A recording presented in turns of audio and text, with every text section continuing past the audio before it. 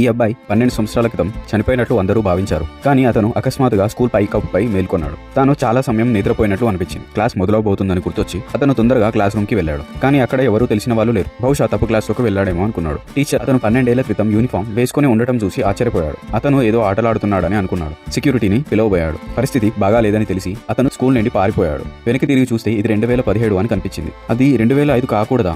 12 సంవత్సరాలు ఎలా నిద్రపోయాడు? తన చిన్న తోబుట్టువులు ఏమయ్యారు? అతను ఇంటికి పరిగెత్తాడు. తలుపులు తెరిచినప్పుడు ఊహించిన వెచ్చని స్వాగతం లేదు. కేవలం ఖాళీ టేబుల్, అపరిచితమైన ఇల్లు మాత్రమే. ఇది అతన్ని గందరగోళం చేసింది. ఏం జరుగుతుందో ఎవరికైనా అడగాలనుకున్నాడు. అప్పుడే ఇంటి యజమాని కలిశాడు. అతను దొంగని అనుకున్నాడు. అతను వివరించడానికి ప్రయత్నించాడు. కానీ యజమాని వినలేదు. పోలీసులను పిలుస్తానని బెదిరించాడు. భయంతో అతను యజమానిని తోశాడు. అతను చాలా దూరం వెనక్కి పడిపోయాడు. అతను ఆశ్చర్యంగా తన చేతులను చూశాడు. ఏం జరుగుతుందో తెరుచుకుని బోల్తా పడిన టేబుల్ ను సరిచేయడానికి ప్రయత్నించాడు. కానీ యజమాని అతన్ని కర్రతో కొట్టి స్పృహ తప్పేలా చేశాడు. మేల్కొన్నప్పుడు అతను హాస్పిటల్లో ఉన్నాడు. నుదుటిపై గాయంతో.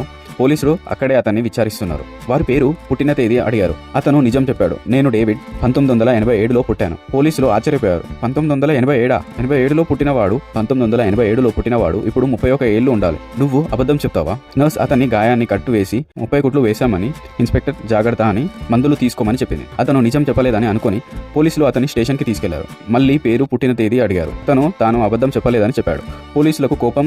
సమాచారం తప్పు అయితే ఇంట్లోకి చొరబడినందుకు, అడ్డుకున్నందుకు ఇంకా ఆరోపణలు వస్తాయని చెప్పాడు. కానీ తనిఖీ చేస్తే సమాచారం సరైనది. కానీ అతను చనిపోయినట్లు చూపిస్తుంది. అతను షాక్ అయ్యాడు. పోలీసులు తన బాస్ కి చెప్పడానికి వెళ్లారు. డేవిడ్ ముఖం కడుక్కోవడానికి వెళ్లి తన నుదుటిపై గాయం పూర్తిగా మాయమైనట్లు, కుట్లు లేవని చూశాడు. అప్పుడు అతను ఇంకా గందరగోళంలో ఉన్నాడు. ఏం జరిగింది? బాత్రూమ్ నుండి బయటికి వస్తుండగా ఒక ఆఫీసర్ కలిశాడు. అతను డేవిడ్ యూనిఫామ్ పై పేరు చూసి ఆశ్చర్యపోయాడు. ఇది అతని చిన్ననాటి స్నేహితుడి డేవిడ్ పేరు. కానీ అతను 12 ఏళ్ల క్రితం చనిపోయాడు కదా. స్వరం కూడా అదేలా ఉంది. అతను గందరగోళంలో పడ్డాడు. ఇది డేవిడ్ మరణ వార్షికోత్సవం అని గుర్తొచ్చింది. ఇది అతని ఆత్మ కావచ్చా? అప్పుడు డేవిడ్ ఆఫీసర్ నేమ్ ట్యాగ్ చూసి అతను తన స్కూల్ స్నేహితుడు పాల్ అని గుర్తించాడు. వెంటనే ఏం జరుగుతుందని అడిగాడు. ఆఫీసర్ అన్నాడు, నేను డేవిడ్, 1987లో పుట్టాను. పోలీసులు అది చూసి భయపడ్డాడు.